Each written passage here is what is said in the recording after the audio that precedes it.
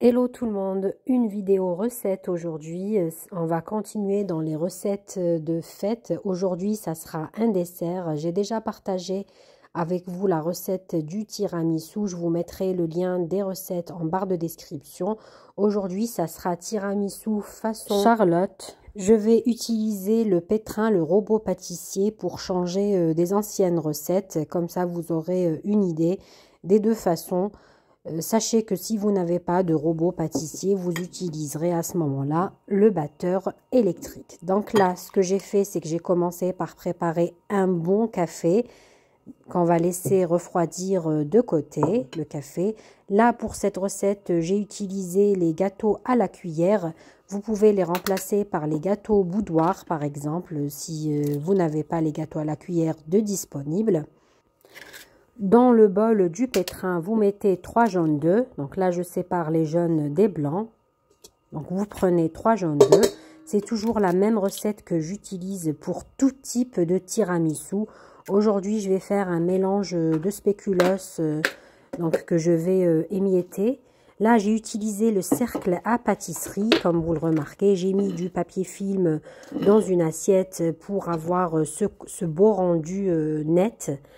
Et j'ai pris donc du coup le cercle à pâtisserie. Là, je prends la taille du cercle à pâtisserie pour découper mes gâteaux à la cuillère, bien sûr, pour qu'ils aient à peu près, qu'ils ne soient pas trop longs par rapport au moule. Donc là, ce que je vais faire, je commence à imbiber. Donc, je découpe d'abord les gâteaux. Je vais les imbiber dans le café qui a bien refroidi. C'est très important qu'il soit bien froid, le café.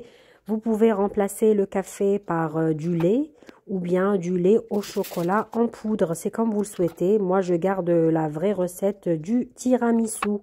Donc là, une fois le cercle fini, je vais faire la base en utilisant les chutes du gâteau à la cuillère qui restait. Bien sûr, je les imbibe de café et je viens serrer tout ça. Donc la première partie est prête.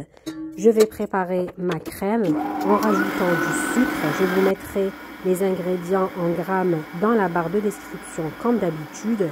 Là, vous fouettez bien au batteur électrique ou bien au pétrin, comme je le fais ici avec le fouet. Donc, ce que je fais là, c'est que j'augmente un peu la vitesse. Vous mélangez jusqu'à ce que le mélange blanchisse. Ensuite, vous venez rajouter du mascarpone. Sachez que le mascarpone, j'ai utilisé 2 boîtes de 250 grammes. Donc là, pour cette recette, j'aurai besoin de 500 grammes en tout.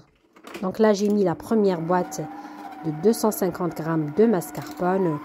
Je vais détendre un petit peu le mascarpone en le fouettant à vitesse moyenne. Ensuite, je vais augmenter la vitesse. Là, je vous montrerai la crème liquide entière que j'ai utilisée. Donc, il faut qu'elle soit à 30% de matière grasse. De matière grasse.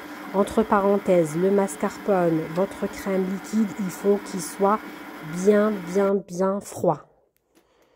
Ici, je vais rajouter la deuxième boîte de mascarpone. Si vous avez une boîte de 500 grammes, vous mettez le tout en même temps. Là, je rajoute la deuxième boîte de mascarpone. Donc, moi, j'ai utilisé le cercle à pâtisserie. Il était assez grand. Je vous donnerai le diamètre dans la barre de description, comme d'habitude. Là, je rajoute 20 centilitres de crème liquide entière fraîche, bien fraîche, même froide. Donc là, je récupère tout ce qu'il y a dans la boîte et on va commencer à mélanger. N'oubliez pas d'utiliser l'astuce que j'ai déjà partagée avec vous, de mettre un torchon si vous n'avez pas de couvercle de pétrin ou bien si vous utilisez un batteur électrique. Donc là, vous mettez la vitesse maximum et vous laissez bien monter votre crème liquide en chantilly. Donc regardez la texture, le bec du fouet. Donc la crème, elle est bien consistante, elle se tient, elle est prête.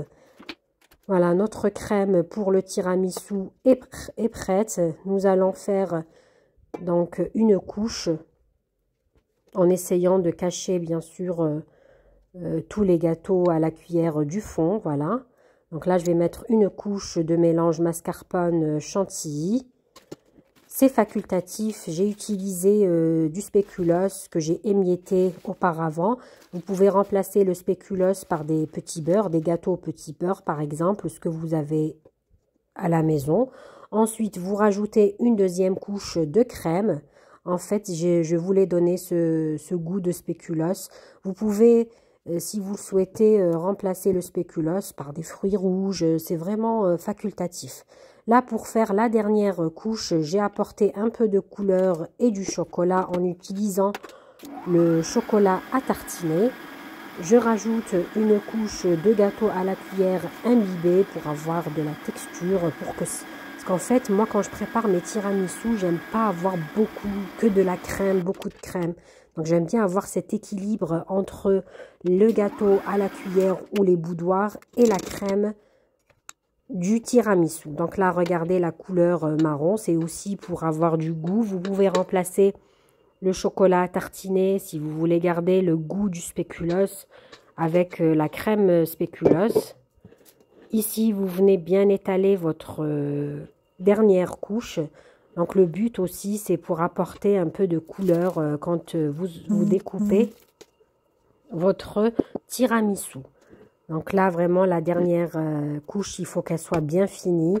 J'utilise ici la spatule pour bien finir le tout. Vous pouvez la mouiller de temps en temps avec de l'eau. Ici, on va mettre au frigo, de préférence laisser 48 heures au frigo pour avoir un très bon résultat. Moi, j'ai laissé 48 heures. Donc, c'est l'avantage de préparer ce dessert pour les fêtes. C'est que vous pouvez le préparer 48 heures avant le jour J. Et ça vous permet déjà d'enlever le dessert de votre tête qui est déjà prêt. Au moment de servir, vous venez saupoudrer de cacao amer. Moi, j'aime bien le cacao amer. Je saupoudre vraiment généreusement. Ce que je vous conseille, c'est vraiment de le saupoudrer juste avant de servir. Sinon, il va s'humidifier et vous aurez votre cacao foncé, mouillé, humide et ça ne donnera pas le même rendu. Regardez, le cercle à pâtisserie m'a beaucoup aidé. Si vous n'avez pas ce cercle à pâtisserie, vous pouvez le remplacer par les moules à charnière ou sinon un moule rond, mais vous mettez bien du papier film pour démouler et récupérer votre gâteau facilement. Donc regardez ce rendu. Si vous souhaitez avoir une longueur plus longue par rapport au gâteau à la cuillère, vous ne découpez pas votre gâteau à la cuillère, mais il faudra encore ajouter une boîte de mascarpone. Je vous mettrai le diamètre du cercle à pâtisserie que j'ai utilisé. Donc vous retrouverez tout en barre de description. C'est une idée de dessert pour ces fêtes de fin d'année 2023. Vraiment, c'est un dessert délicieux. Je vous conseille de l'essayer. Il n'y a pas besoin de cuisson. Vraiment, moi j'aime bien quand c'est des desserts comme ça, rapides à faire. En plus, on peut les préparer 48 heures avant. Là, je vous découpe un morceau. Vraiment, laisser reposer minimum une nuit au frigo, voire 2 nuits, comme moi je le fais. C'est vraiment 2 nuits avant le jour J, si j'ai des invités ou quoi. À chaque fois, je prépare mon dessert, si c'est le tiramisu, 48 heures avant. Regardez la texture à l'intérieur, regardez la couleur marron de la dernière couche, la couleur beige. C'est un dessert que vous pouvez utiliser pour les fêtes de fin d'année, en recevant des invités. Je vous remercie d'avoir visionné cette vidéo. N'oubliez pas de vous abonner si mon contenu vous plaît.